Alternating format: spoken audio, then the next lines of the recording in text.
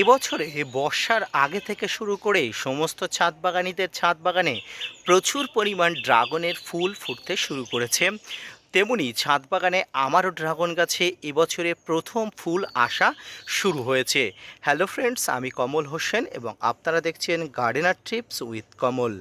ছাদ বাগানে ড্রাগন গাছ থেকে ফুল এবং ফল পাওয়ার আশা কোন ছাদ বাগানই না থাকে।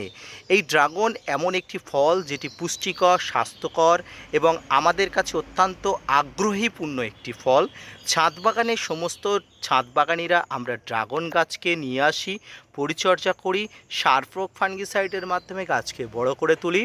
আর আজকের ভিডিওর আলোচনার বিষয়বস্তু হলো ড্রাগন গাছে প্রচুর পরিমাণ ফুল আনানোর জন্য আপনি কি কি পরিচর্যা করবেন, ফুল আসার পরে আপনি কি কি পরিচর্যা করবেন, কি কি ভুল করবেন না।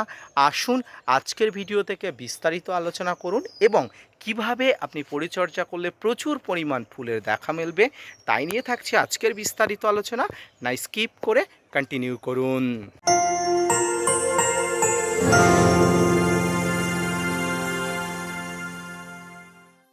ভিডিও শুরুতেই প্রথমেই বলেছি এবছরে অগ্রিম সমস্ত প্রকার ড্রাগন গাছে প্রচুর পরিমাণ ফুল আসা শুরু হচ্ছে। ঠিক তেমনি আমারও ছাদ বাগানে প্রথম ড্রাগনের ফুল আসা শুরু হলো। এই ড্রাগনের ফুল আসার পর থেকে গাছের পরিচর্যা আমূল পরিবর্তন করতে হয়।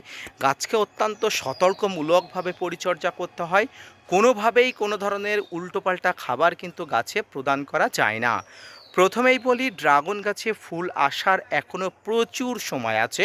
তাই যে সমস্ত ছাদ বাগানের ছাদে এখনও পর্যন্ত ড্রাগনের ফুল আসেনি তারা কিন্তু ভেঙে পড়বেন না, কারণ ড্রাগনের ফুল আসার মূলত সময় জুলাই আগস্ট মাস, অর্থাৎ ভরা বর্ষার সময়।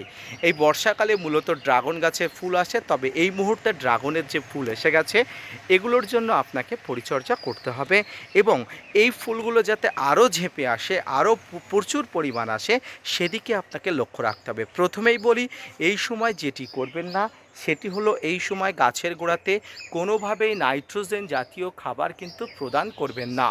নাইট্রোজেন গাছের বৃদ্ধিতে সহায়তা করে, তাই এই সময় গাছের বৃদ্ধির হওয়ার জন্য কোনো প্রকার সার আপনি দেবেন না। এই সময় অনেক অবাঞ্ছিত ডাল বেড়ে যাচ্ছে। এই অবাঞ্ছিত ডালকে আরও বৃদ্ধি করার জন্য অনেকে নাইট্রোজেন গঠিত খাবার, জৈব খাবার অনেক সময় প্রদান করে। আমি আপনাকে বলবো এই সময় আপনি কোনোভাবে নাইট্রোজেন গঠিত খাবার প্রদান করবেন না, সেটি জৈব হোক, রাসায়নিক হোক আর তরল হোক। যে কোনো নাইট্রোজেন গঠিত খাবার আপনাকে বর্জন করতে হবে। তবে দিতে হবে ফসফেট এবং পটাশ জাতীয় খাবার।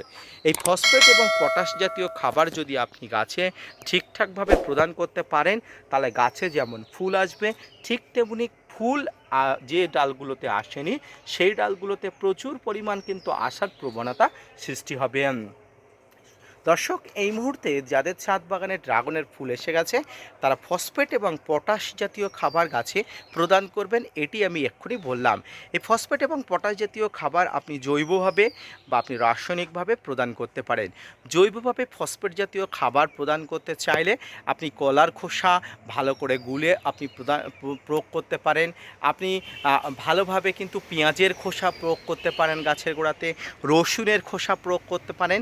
আপনি যদি রাসায়নিকভাবে প্রয়োগ করতে চান তাহলে এসএসপি অর্থাৎ সিঙ্গেল সুপার ফসফেট ভালো করে 1 চামচ নিয়ে আপনার ছাদ বাগানের টবের আয়তন অনুযায়ী 1 থেকে 2 চামচ নিয়ে আপনি অবশ্যই ছড়িয়ে দিয়ে আপনি জলটা গাছের গোড়াতে দিতে পারেন এবং জল দেওয়ার সময় সেই জলে গুলে নিয়েও দিতে পারেন, যেমন আমি দিয়েছি দেখতে পাচ্ছেন। এবং গাছের গোড়া থেকে যে এই উদ্বৃত্ত ঘাসগুলো সেগুলো কিন্তু অবশ্যই আপনি সরিয়ে দেবেন। এছাড়াও আপনি পটাশ হিসাবে আপনি যেটা প্রয়োগ করবেন সেটা হচ্ছে গাছের গোড়াতে প্রয়োগ করতে চাইলে এমওপি, মিউরেটেড অফ পটাশ। এই মিউরেটেড অফ পটাশের মধ্যে প্রায় 60% পটাশ থাকে, যেটি গাছের স্বাস্থ্যকর করতে এবং স্বাস্থ্যবান থাকতে, রোগ প্রতিরোধী করতে সাহায্য করে। এবং গাছে যদি প্রচুর পরিমাণ আপনি স্প্রে করতে চান তাহলে আপনি যেটা স্প্রে করবেন সেটা হচ্ছে এসওপি, সালফেট অফ পটাশ, যার মধ্যে প্রায় 50% পটাশ সার থাকে। এই পটাশ সার গাছের এই যে ফুলগুলোকে ঝরে যাওয়ার হাত থেকে রক্ষা করে, ফুলগুলো ড্রপ হয়ে যাওয়ার হাত থেকে রক্ষা করে, ফুলগুলো শুকিয়ে যাতে না যায় তার জন্য সেগুলোকে উৎকৃষ্ট পরিমাণ কাজ করে এবং যে ডালগুলোতে ফুল আসেনি ফুল বুস্ট হতে এবং স্বাস্থ্যবান হতে প্রচুর পরিমাণ সাহায্য করে। দর্শক, এবার আমি আপনাদের বলবো, আপনার যদি ছাদ বাগানে প্রচুর পরিমাণ ড্রাগন গাছ থেকে থাকে, ড্রাগনের উৎকৃষ্ট পরিমাণ গাছ থেকে থাকে, ফুল আসার মতো যথাযথ বয়স হয়েছে এমন গাছ থেকে থাকে, এই সময় থেকে আপনি একটা ভালো মানের পিজিআর স্প্রে করুন।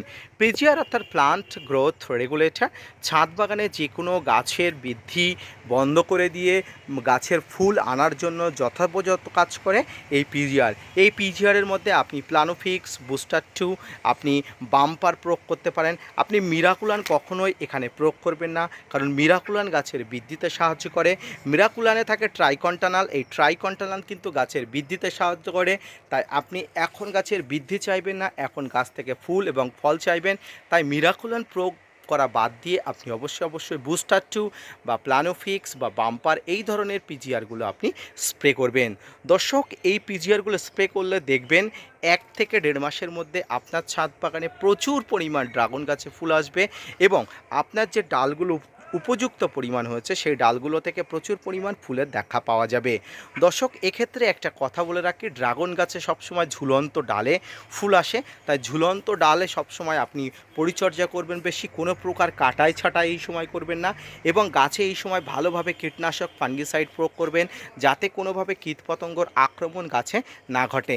গাছে কীটপতঙ্গর উৎপাত ঘটলে কিন্তু কোনোভাবেই কিন্তু ফাঙ্গাস আক্রমণ ঘটলে কিন্তু আপনার ছাদ বাগানের ড্রাগন গাছে কোনোভাবেই ফুল আসবে না।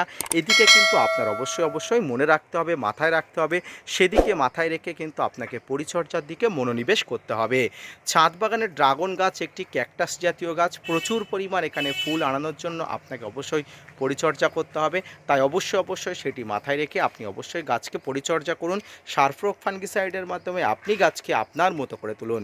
দর্শক, আজকের ভিডিওটি এই পর্যন্ত। দেখা হচ্ছে পরবর্তীতে নতুন কোনো ভিডিও নিয়ে, নতুন কোনো তথ্য নিয়ে। ততক্ষণ সুস্থ থাকুন, ভালো থাকুন। আর হ্যাঁ, ছাদ বাগানের ড্রাগন গাছে প্রচুর পরিমাণ ফুল আনানোর জন্য আপনাকে যে পরিচর্যা করতে বললাম সেই পরিচর্যাটি অবশ্যই করবেন, যাতে করে আপনার ছাদ বাগানে এই ধরনের ড্রাগনের ফুলগুলো থেকে প্রচুর পরিমাণ ফল পাওয়া যায় বা ড্রাগনের ফুলগুলো থেকে প্রচুর পরিমাণ ফল আসার জন্য গাছগুলো উপযোগী হয়। ধন্যবাদ।